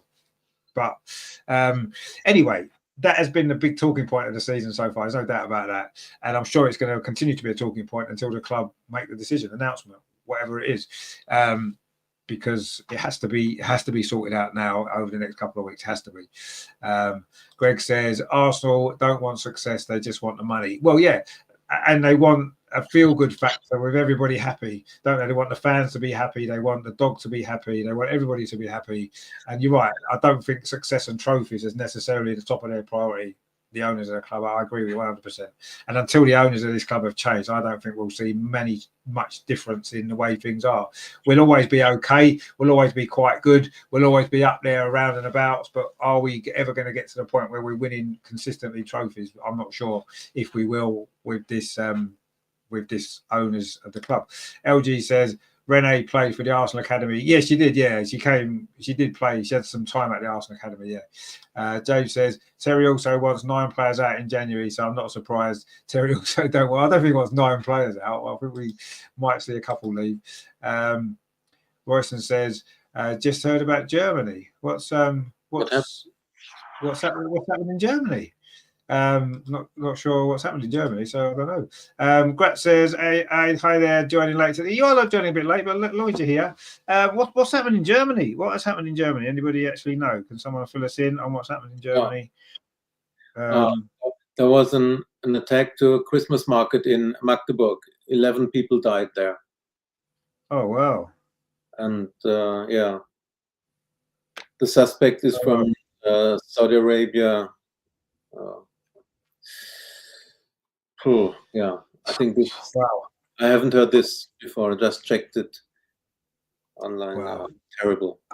Yeah, I mean, Royston, thanks for letting us kind of informing us of something that happened. And wow, I mean, what a terrible thing anyway. But this close to Christmas as well. It's just unbelievable, really. Unbelievable. Wow. Well, that's put a bit of a dampener on things, hasn't it? But incredible. But unfortunately, these things happening in the world, aren't they? All thoughts go out to everybody who's been affected by that, obviously, in Germany. Terry says, James, it's 8 players. Oh, yeah, okay, 8 players. Yeah, fair enough. El Loco says, giving Renee the job is the biggest decision of the women's team. It's a make or break moment, and if Renee doesn't get it, the team is broken. Yeah, that may well be the case. LG says spot on. Vibes and merchandise are more important to Arsenal women's club. It seems to be, yeah. It seems to be, and this is something that's been dragging on for too long. And until we get the owners out, I can't see it changing, to be honest. I mean, obviously that news in Germany is a bit of a shock, really. As it's not great at all, is it? But well, there's nothing you can really say is that it's just terrible. I mean, what I did want to do was maybe look at our highlight of the first half of the season, whatever that might be. Andreas, what would be your highlight of the first half of the season? There's been quite a few, I think, in the end, after a sort of slow start. What would be your highlight so far this season? The highlight is that we were able to turn around the season, and in special the 5-0 against Brighton, 4-0 Villa, and now 3-2 Bayern Munich. These were highlight games, and all 3 home games, and I was in the stands live for all 3 games. So this were, of course, the highlights. Yeah, absolutely. I mean, difficult to argue with that. I mean, I think maybe looking more individually, I think my highlight has been seeing the real emergence of Leslie Russo as one of the top strikers in the WSL now. She's joint top scorer this season in the league, and seeing her really flourish at Arsenal, because I was a little bit underwhelmed by her much of last season, if I'm honest. But she's every game now she's getting better and better, and that's been a real highlight for me, because we all love Leslie Russo. She's brilliant, but I never felt it was quite working at Arsenal, but it is now. And to see that transformation almost of the way she's playing has been really, really I've enjoyed seeing that, and hopefully it continues. But I mean, individual results has been so many. The Brighton game was brilliant. The Villa game was brilliant. The Bayern Munich game the other night. Wow, what a game that was! And there's been a lot of great moments, hasn't there, so far? And it's been an emotional season, but it's been great so far. Royston says Russo seems more settled now. She's cooking. Yeah, I think she seems happier. Maybe the team are playing more to her strengths. Maybe she's been coached to get into better areas in the box to get more goals and to shoot more and stuff like that. And we've seen it, haven't we? It's been brilliant. Which has obviously been important as well. LG says, sack Arteta and give it to AirPod Al, but let's follow the women's team's footsteps. Or maybe give it to, what's his name, Nikola Jovic, who seems to be more important than Arteta anyway. You give it to him, maybe. Maybe that's the way forward. Royston says, who can we get in the quarterfinal of Champions League? Wolfsburg, Real Madrid, or Man City? We can beat all of them, can't we? Let's be honest. Throw them all in together. We'll beat them all of them, all three of them. We're playing all at the same time. We'll beat them all, no problem. Greg says, my highlight is Zinsberger on the bench. She's fun. Yeah, I mean, I think but shall we say the emergence of Daphne as the number one is maybe the highlight rather than Zinsberger being demoted to the bench. I mean, Daphne's great, as we know, so that's all obviously great as well. El Loco says maybe they're waiting for Wiegman to be fired after the Euros and then bring her to Arsenal. Maybe, but why would Serena Wiegman necessarily do a better job than what Renee's doing? I don't know. I'm not convinced she necessarily would. Anyway, Terry says, my condolences to the German families and stay safe. Absolutely, yeah, 100%. We all echo that, of course. Royston says that's mean, Greg. Well, it is a little bit mean, but we get the sentiment of it. Grat says, spent the evening with my co-workers, went to a restaurant. They didn't have any mandatory gel board. I'm not sure what that is, but I'm sure it's good. So took matters into own hands and booked a table at a fancy restaurant. Oh, there you go. You've had a good evening, haven't you? By the look of it. But they had to pay for the food themselves. The company only contribute with £20. I had to pay for the entire thing on my own. Wow. Well, yeah, at least you've had a good time. James says it has to be Steph Catley for me. Came into that left centre back and never. Absolutely, yeah. I've got to be honest with you.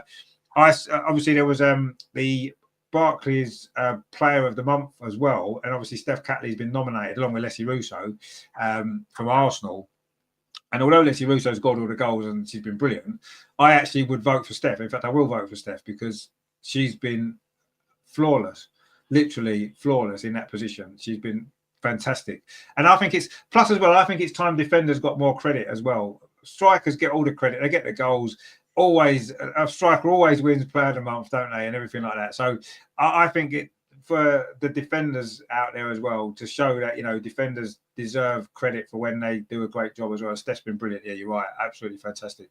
LG said, I've always had faith in Leslie. It was never a coincidence that she was amazing for England, but average when coming back to Arsenal. I knew she wasn't coached properly or other. Yeah, I mean that may have well been the issue. Looks that way now, doesn't it? Because she's a different player now. She's fantastic. I won't say I doubted her.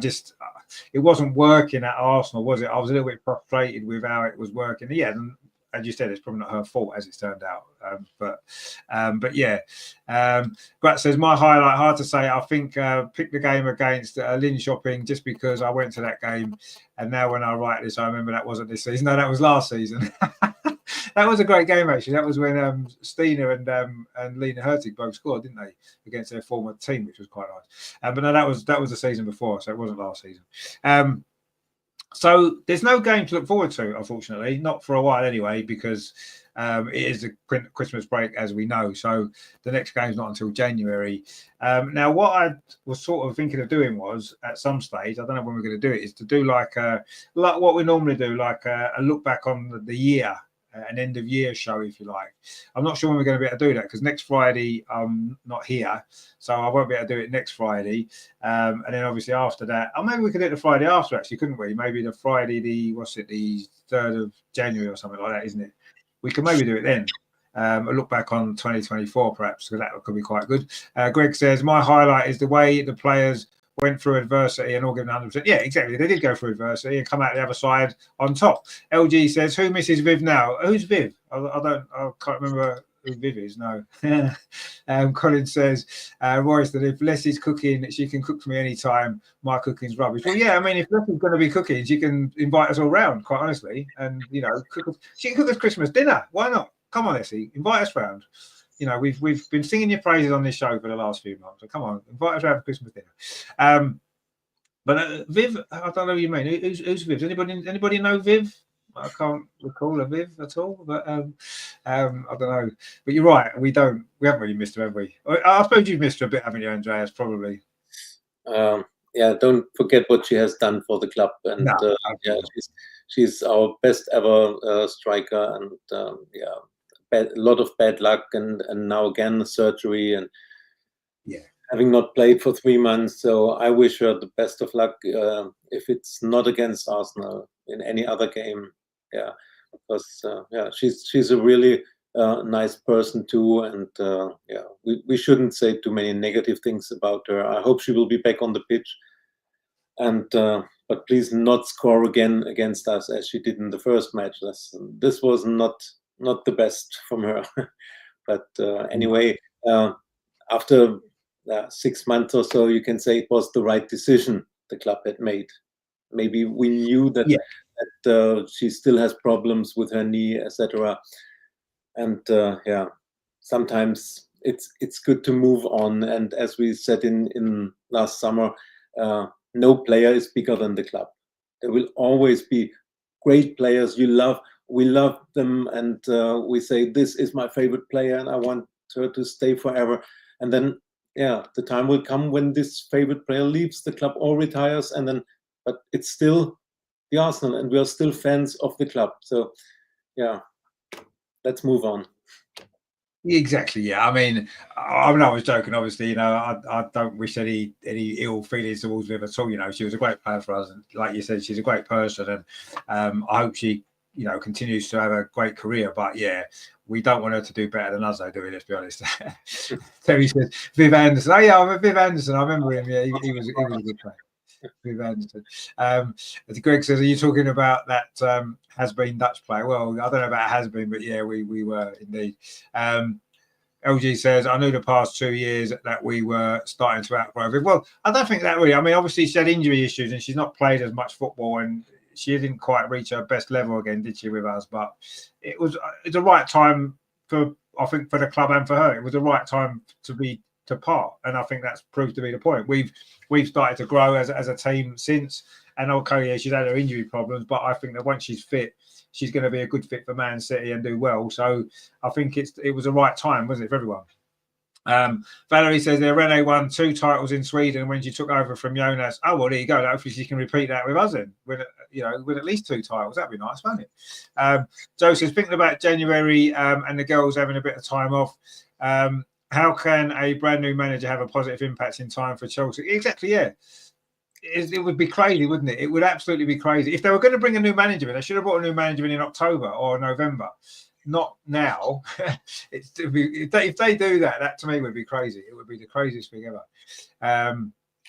Grat says there, Terry, what sentence can I provide you with today? Well, yeah, see, Grat's been teaching us some Swedish, actually, and we're doing quite well. Greg says, Viv was a disruption for the past few seasons, so it's good. I think she was a distraction a little bit towards the end. She was, but, you know, she's gone now. We've moved on. She's moved on. We're all happy. She seems happy. So I think it was the right thing all round, wasn't it? And of course, when it comes to looking back on 2024, I'm sure that'll be one of the things that gets mentioned, of course, leaving and stuff like that. So yeah, we'll do that maybe 2 weeks tonight. Then the look back on 2024, the end of year show. Hopefully, Ange won't be out, you know, getting drunk again. She'll be more sensible and stable to be able to join us, and hopefully Amar can be with us, and we'll try and get a few people involved. It's going to be a good show as always. LG says, I'm sorry for doubting you, Renee, and calling you a Jonas clone. Well, no, I mean, I'm the same. I doubted that she could do what she's done, absolutely, and you know, I'm happy, and in the same way I'll be happy if Arteta proves me wrong. I'm delighted to be proved wrong because I want our club to be successful. Yeah. And at the moment, I mean, we haven't won anything yet under Renee, but we haven't had a chance to. But we're going in the right direction. Greg says at least Beth kept the dog. Well, they're still together, aren't they? So I think they both still got the dog. But it's quite a sweet dog actually. But I think there's too many dogs around Arsenal. I think we need to move away, have less dogs and have more trophies. Would be nice, wouldn't it? But there's nothing wrong with dogs, of course. We love dogs, but there seems to be too many dogs at the minute, as cute as they are. So yeah, we'll be back in 2 weeks. Now, obviously, there is still some football over the next couple of weeks. Obviously, the men are playing tomorrow against Crystal Palace, who we played the other night. It seems strange to play them twice in a few days, but anyway, that game's on tomorrow, 5:30. So I'll be here at 5:15 for that one. Premier League game. It's an important game. It's away from home this one, so it'll be a little bit more tricky, but we'll see. I wonder if Gabriel Jesus will play since he's got a hat trick. Who knows? Grat says there, Vladvar Det Yagsar is kind of in your face question, or as I brought up in Sodomine, would you say it Vadver Jasar? Oh well, do you understand that, Andreas, or not? I mean, I know it's kind of Swedish. It looks a little bit like German. I did learn German at school briefly, but I never did very well at it, if I'm totally honest. And I've certainly never learned Swedish until Grat's come along and educated us with some Swedish. But there you go. So yeah, I'm going to go to IKEA now tomorrow and speak some Swedish, and they'll be impressed, I'm sure. LG says we'll be wearing the third kit tomorrow against Palace, but only means one thing. Yeah, I don't think. I think the women have won in the third kit, haven't they? But I don't think the men have. It's about time they did. Grat says, I think Arsenal will be beaten 4-1. You think Arsenal will lose 4-1 to Crystal Palace? I don't think that's going to happen, is it? But anyway, we'll see. Joe says, Merry Christmas, Lordy and Rich. Glad I found this podcast. A Merry Christmas.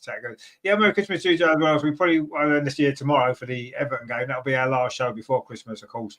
And then, in fact, I won't be here for the Ipswich game because they moved it to Friday, which was a shame because it should have been on Boxing Day. But anyway, so I won't be here for that one. But we'll be back, of course, like New Year's Day. There's a game. There's a load more stuff coming. We'll do our end of 2020. We'll do our 2024 review show on the. I think it's is it the 3rd of January, the Friday? Yeah. I think it is, isn't it? So we'll do that there.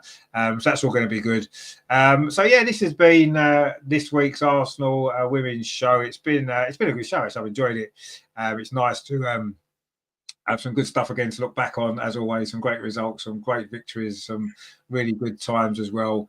And also, as well, of course, looking back on some of the highlights of, well, not necessarily highlights of the season, but stuff that's gone on. Grat says, go to IKEA and shout, Utmed Arteta, Vladvar the Jagsar. I'll try that tomorrow. I'll probably get thrown out, but I'll give it a go. Greg says, I've never learned another language. Still can't understand why everyone doesn't speak English. Well, to be honest with you, most people can't even speak English very well, can they, in England? So I won't worry about that too much. It's funny, actually, because most people that aren't from England tend to speak better English than people that are from England, I've noticed, actually. So, and yet English is quite difficult to learn. I mean, you must have learned English when you was at school, did you, Andreas? Yeah. From when I was 11 years old, I started to have English lessons at school, and since then I always tried to learn English. And in my job, I was dealing with international companies and international banks, so it was always this financial or economic English. And now I'm learning the football English, and I hope it works and everybody understands me. But I'm trying my best. No, yeah, I'll say you speak better English than a lot of English people do. So you should be sort of proud of that, really, because it's great. But yeah, I mean, it's funny how English is a language that so many countries throughout the world do speak, don't they? It's incredible, really, when you think about it.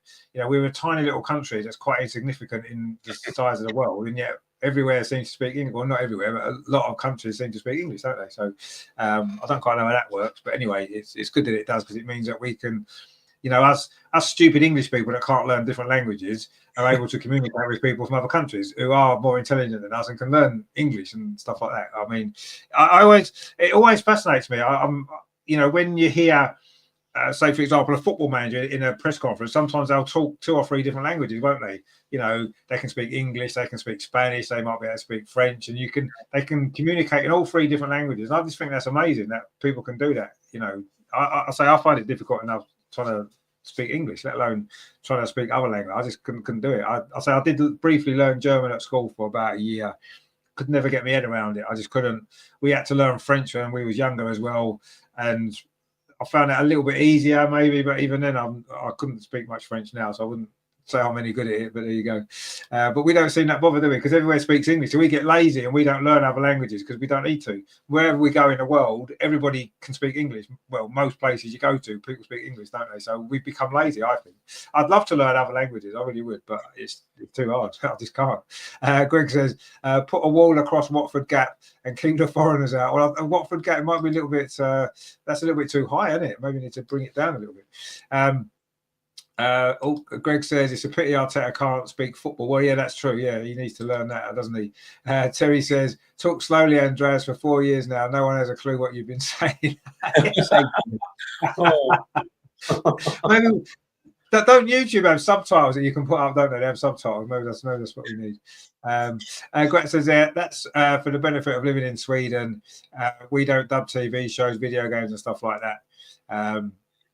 We club kid shows, but programs like Friends, Crosby, etc., was always in native language. Oh, right, okay. I mean, fair enough. That's how it should be, really. But most people in England don't understand anything other than English today. But anyway, that's a different conversation to have. But yeah, it's good that it's good that we can understand Andreas, isn't it? And that he's managed to be able to speak our language, because we would struggle if we had to speak. Well, I'd certainly struggle if I had to speak German. I know that much. Terry says, I can speak English, Scottish, Welsh, Irish, and crap. I bet you can't speak Welsh, not proper Welsh. I bet you can't, because that makes no sense, does it? A lot of their words. But anyway, I mean, Scottish is pretty much English anyway. And I see Irish as well. See, some of Irish has got their own accent. They've got their own language and stuff. They speak some weird way sometimes. So if you can speak all them languages, you'd have done well, actually. Because I even like some of the Scottish islands and stuff, they've got a different language. Up in Shetland, on places like that, Orkney and wherever. So I don't know. LG says, I've been speaking English all my life. Yeah, I'm from Botswana. Probably because we are a British colony and English is an official language here, together with our local language. Oh, Setswana, is that actually a language, is it? I didn't know that. But yeah, I mean, I know a lot of African countries, English is their native language, isn't it? A lot of the African nations are, probably for that reason, because Britain colonised everywhere, didn't we, I suppose. But I didn't realise Botswana had their own separate language. I didn't even know there was such a thing as Setswana. So that's good, isn't it? You'll have to teach us some of that then, LG. Obviously, we're getting to learn Swedish. We'll get to learn Setswana. Andreas have to teach us German, and we'll be fine. We'll be able to travel over the world and have no problems. And maybe that's what we'll have to do. Anyway, so that is the Arsenal Women's Show then. It is, of course, the start of the weekend. The weekend starts, and it is, of course, last weekend before Christmas. Wow, brilliant. So hopefully, if you don't join us tomorrow for the Arsenal Crystal Palace game, hope you all have a really, really nice Christmas and the new year and everything else. I hope 2025 is a great year for everyone. Especially for Grat, who's learning us how to swear in Swedish, which is always nice. Join me tomorrow if you can for the great game against Crystal Palace against Arsenal. That's going to be good. 5:15. And if not, I say have a good Christmas, everyone. Andreas, Merry Christmas, Andreas. Happy New Year as well. We will speak again, obviously, on January the 3rd. Yes. But that's the Arsenal Women's Show. Have you enjoyed the show? And obviously some bad news in Germany, which kind of disrupted it all a little bit. But despite the bad news, I was looking forward to the show because I was so full of emotions from the game and from the discussions with my German friends. I told you before that they saw it differently, and reading articles that about negative about Arsenal. So looking forward to the show and enjoyed the discussion here. And I'm happy that my vlog has nearly 500 views so far. Yes. One highlight is that I made friends with Ganosaurus in the first half of the season. And so I'll try my best to contribute for the show. And to all our viewers, have a Merry Christmas and have a good start in the new year. Hope to see you on the 3rd of January here on the channel, on the show. Yes, we'll be back then. Fantastic stuff. And yeah, I mean, I'm expecting Gunnosaurus will be going around for Christmas dinner. Really, now he's your best friend. I'm sure he'll get an invite, won't he, for Christmas dinner? I don't know what he'd eat actually. What does dinosaurs eat? I'm not really sure. But anyway, I'm sure we can find something for him to eat for Christmas. Greg says, "Thanks for a great night and a special thank you to Andreas. It must have been difficult hearing such bad news. Love and thoughts of obviously that's terrible stuff." Terry says, Richard and Andreas smashed it again. Stay safe, Andreas. Greg, Ange, and Joe all in the chat. Merry Christmas, everyone. Come on, you Gunner Girls indeed. Yep. And Grat says there, I don't know what that means, but it's probably quite. Merry Christmas. Oh, is that what it means? Merry Christmas. God Jule, yes. And then you wanted to say Auf Wiedersehen, the German bye-bye. Auf Wiedersehen. Oh, is that what that is? I see. So he's trying to speak. I see. All these people can speak different languages. Oh, wow, incredible. Well done, everyone, for that. Colin says, Merry Christmas, everyone. Keep up the good work, Arsenal ladies, especially Leslie. Yeah, everybody. Yeah, you're right. Yeah, happy Christmas, obviously, to the girls as well. And to all you guys as well, thank you for watching. Thank you for staying with us in 2020. This will be our last women's show of 2024, the next one, because the next one's going to be January. So thank you to everyone for sticking with us throughout the year, through the good and the bad times. Obviously, we've had some fun on the channel as well. Everybody that's come on, we've obviously got some new people on the channel this year as well, which has been nice. And so hopefully 2025 will keep growing, and hopefully with you guys on board with us as well, will be good. So yeah, we will see. Well, I'll see you tomorrow if you're here for the men's game. Look forward to seeing you for that one. And otherwise, we will see you on January the 3rd for more women's stuff. Of course, more games to come in January. And please, Arsenal, make this announcement, please, before Christmas, eh? Make it before Christmas. Make us all happy. Give Renee the job because she deserves it, doesn't she? So yeah, this has been the Arsenal Women's Show. Weekend starts now. Enjoy the weekend. There's going to be some football tomorrow. It's going to be good. Hopefully, the weather will be kinder to us. And as we said before, thoughts and prayers go out to everyone affected by the tragic events in Germany this evening. Not a great way to start Christmas, is it really, with news like that? But that's life, unfortunately. So yeah, thanks to Andreas for joining us. Thanks to all you guys for watching. Thanks for all your comments as well. Fantastic as always. Great to have you with us. LG says we move to 2025. We do, indeed, we do. And Greg says, Merry Christmas, Rich, Andreas, Terry in the chat. Thanks for a great year. Well, thank you guys as well. This show would be nothing without your comments and stuff like that. Terry says, smash the likes and subscribe button. Yeah, please do before you go. Make it a good Christmas for us on the channel as well. I wanted 3,000 subscribers before Christmas. We've reached that. Let's just keep going. Let's keep going and going and going. And if you haven't watched Andreas's vlog, even it's nearly 500. Get it past 500. Get it to 1,000 views. Come on, everybody, watch the vlog because it's brilliant. And Gunnosaurus is on it as well, so it's worth watching just for that alone. But it's worth watching anyway. But it's extra bonus that you get. I thought Gunnosaurus was going to be at the Emirates, so Gunnosaurus, we want to say well done for picking the right game. Well done to Gunnosaurus. Brilliant. So yeah, thanks everyone for watching. We will see you tomorrow. Take it easy, guys. Come on, you Gunners. Give Renee the job. Thank you. See you later, guys.